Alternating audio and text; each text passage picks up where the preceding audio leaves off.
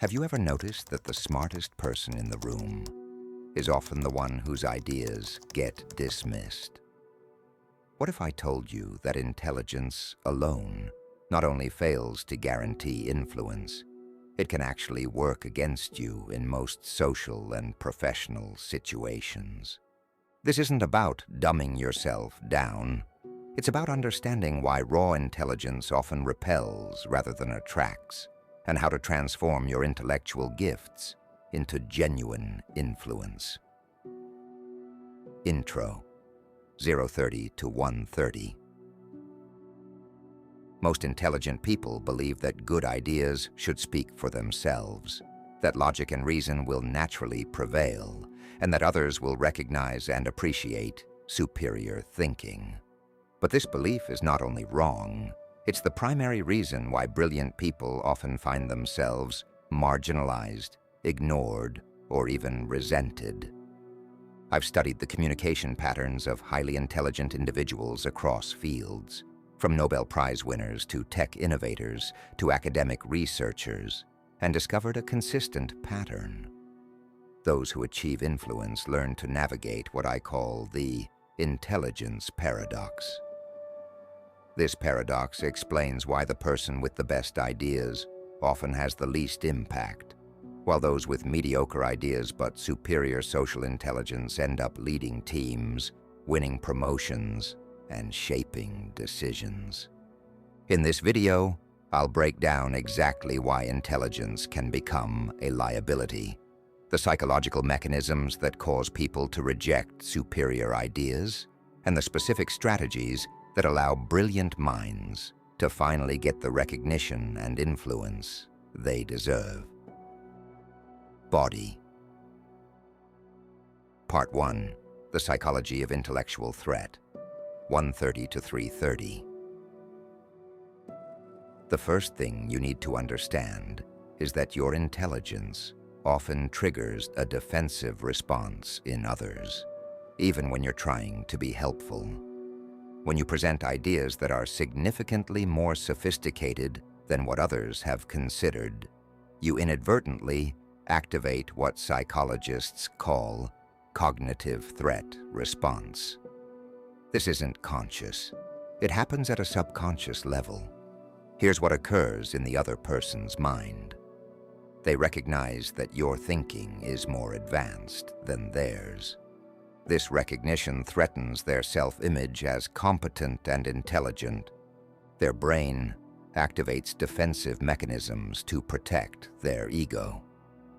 They begin looking for reasons to dismiss your ideas rather than evaluate them objectively. This is why you've probably experienced situations where you present a clearly superior solution, only to watch people choose an obviously inferior alternative. They're not rejecting your idea because it's bad. They're rejecting it because accepting it would force them to acknowledge intellectual inferiority. A landmark study from Harvard Business School found that when ideas were presented by individuals perceived as significantly more intelligent than the group average, those ideas were 60% more likely to be rejected, regardless of their actual merit. This creates what I call the Cassandra Effect. Like the mythological figure who could see the future but was cursed never to be believed, intelligent people often find their insights dismissed precisely because they're too advanced for their audience to comfortably accept. But understanding this psychology is only the first step. You also need to recognize how your own behavior might be amplifying this effect. Part 2. The 4 Intelligence Traps, 330 to 630. Trap number 1, the complexity. Trap 330 to 415. The first trap is presenting ideas at your level of understanding, rather than your audience's level of readiness. Intelligent people often make the mistake of sharing their complete thought process, all the nuances, qualifications, and sophisticated reasoning that led to their conclusion. But this complexity overwhelms most people and makes your ideas seem impractical or unnecessarily complicated. The solution isn't to oversimplify, but to present ideas in layers. Start with the core concept in its simplest form, then add complexity only as your audience demonstrates readiness for it. Think of it like teaching someone to drive. You don't start by explaining the internal combustion engine. You start with, press this pedal to go, this one to stop. Trap number 2, the correction trap, 4:15 to 5.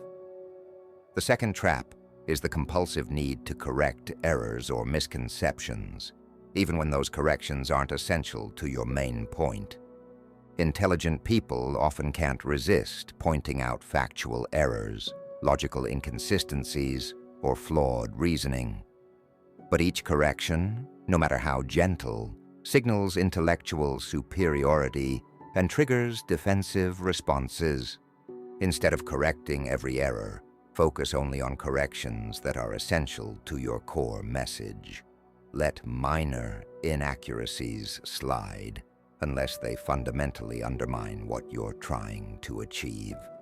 This requires tremendous discipline, but it's essential for maintaining influence.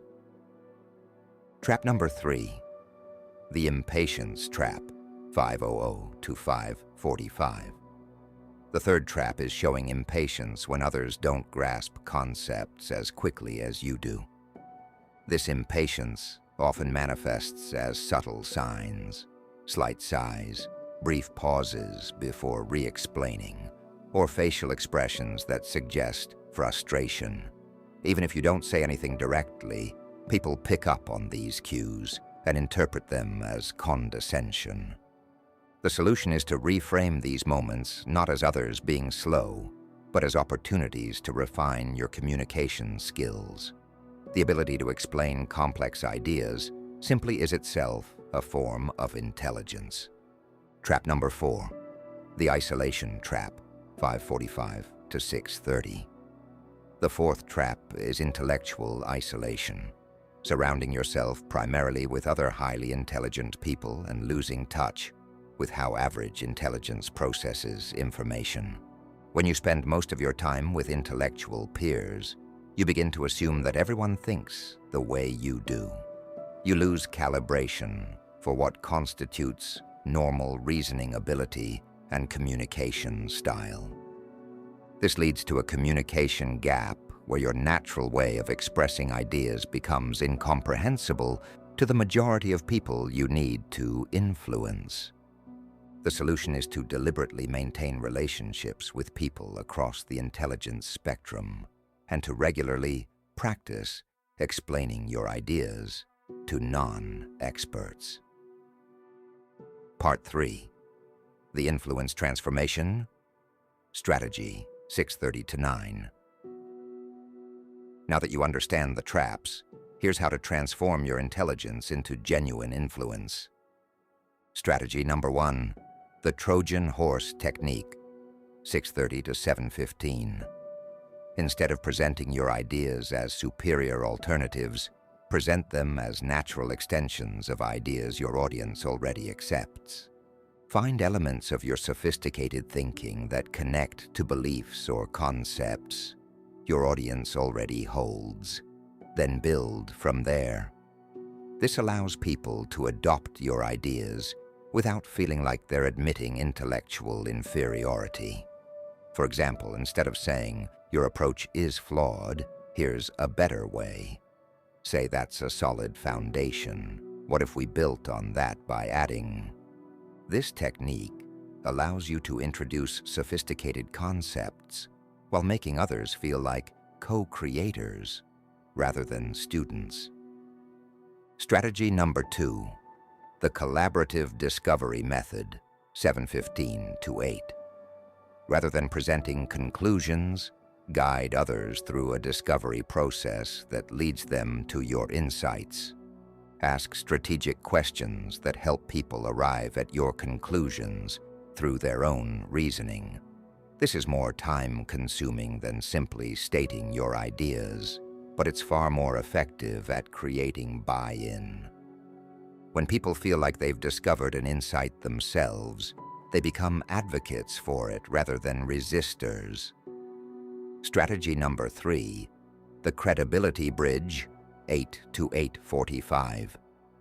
Build bridges between your intelligence and others' expertise or experience. Acknowledge areas where others have knowledge or experience you lack, and position your ideas as complementing rather than replacing their contributions. This creates a collaborative dynamic where your intelligence enhances rather than threatens others' value. Strategy number 4, the implementation focus, 8:45 to 9. Shift conversations from theoretical brilliance to practical implementation.